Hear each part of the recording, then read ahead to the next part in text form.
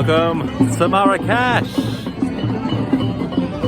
I'm Mike, the travelling scouser, a bit of a nomad who has a passion for travelling, exploring the world and discovering new places. I've just recently come back from a trip to Marrakesh in Morocco. It was an explosion of culture, and in this video I'm going to show you the Medina, the old town, the sights, the sounds that you can experience whilst you're here. The main square in the Medina is called Jamar al-Fina. It's just a cacophony of sounds, of culture, of smells, of spices. It's something I've never experienced before. The origin of the name for this square, Jamar al-Fina, is uncertain. Jamar means congregation or mosque in Arabic, and Fina can mean open area. So a straight translation would be the gathering congregation area. And if that's the case, it certainly does live up to its name. During the daytime in this square, you'll find many orange juice stalls like these ones shown here.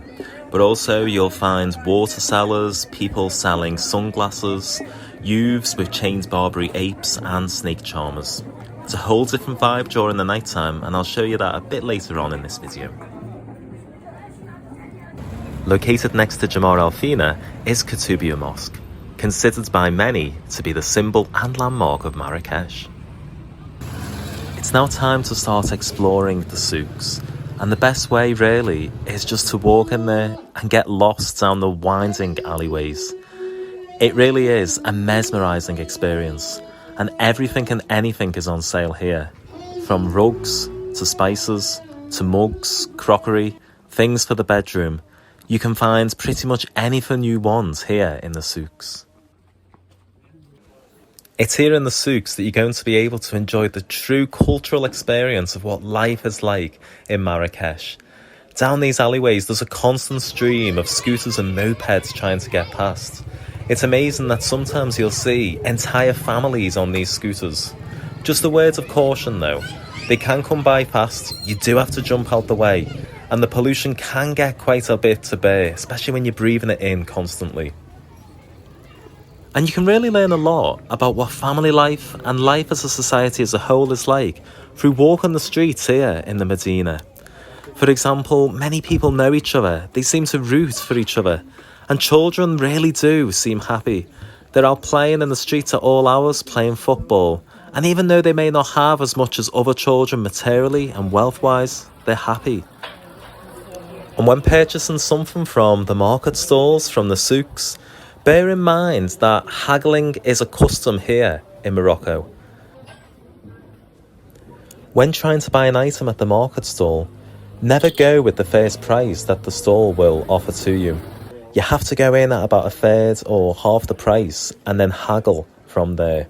And even if they're not willing to accept your offer, perhaps even walking away, they may call you back and accept it then. You have to go in for the hard bargain.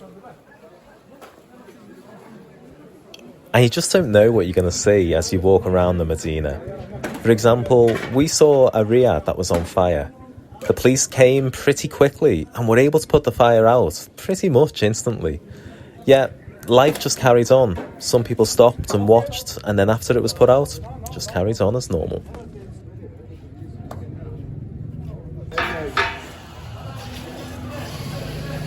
It's now time to enjoy one of the delicacies here in Marrakesh, mint tea or thé le monde. You quickly find out that mint tea holds a very special place in the lives of Moroccans. You can find it pretty much anywhere, and to Moroccans, it symbolises hospitality and charity to all who partake, a sign of true friendship. For me, the best place to enjoy it was on top of one of the many rooftop bars in the souks, like we're enjoying right here. Back in the Medina, there's an endless array of things that you can discover and enjoy.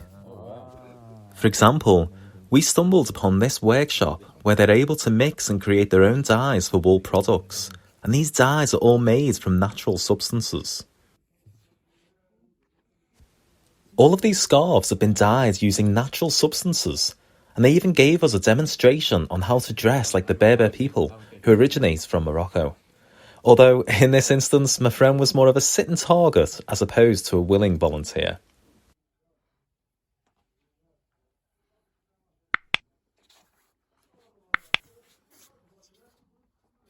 Our next stop off was at one of the tanneries.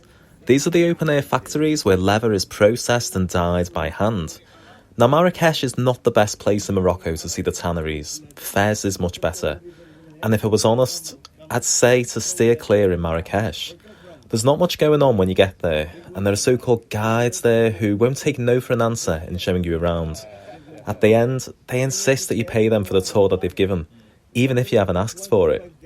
And it's a shame. If there was more going on in the tanneries, I'm sure it would have been a more worthwhile experience.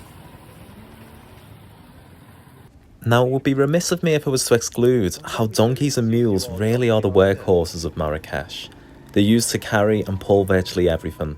It can be upsetting to see, but I guess it's just a different life. Back onto the finer things of Marrakesh, the food. This was breakfast at a cost of about 35 dirhams. And this was one of the tagines we tried. A fragrant, aromatic masterpiece that you must try whilst in Marrakesh. But my favourite restaurant has to go to Café des Épices. A delightful culinary experience, with views from its rooftop over the Medina and across to the Atlas Mountains.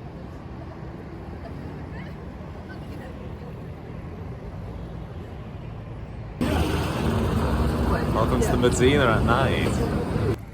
When you explore the Medina at night, you're in for a totally different experience to the one that you're going to enjoy during the day. But that doesn't mean that you shouldn't explore at night time. In fact, I'd say this is the time when parts of the Medina truly come alive. Prepare to see horse-drawn carriages roll through the streets.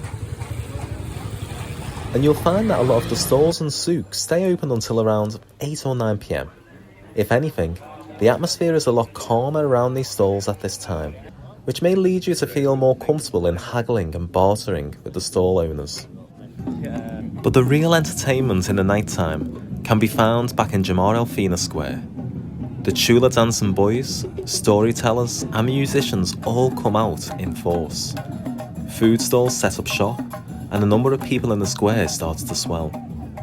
In all, the Medina in Marrakesh is an enthralling experience of culture, probably unlike anything you've ever experienced before. It's a must-see when in Marrakesh, though remember to be careful in some areas and aspects. Check out my other videos for what to see when visiting the Atlas Mountains and other landmarks in Marrakesh. And if you've enjoyed what you've seen, please give me a like and hit the subscribe button below. I've been Mike the Travelling Scouser, and you've been awesome. Ciao for now.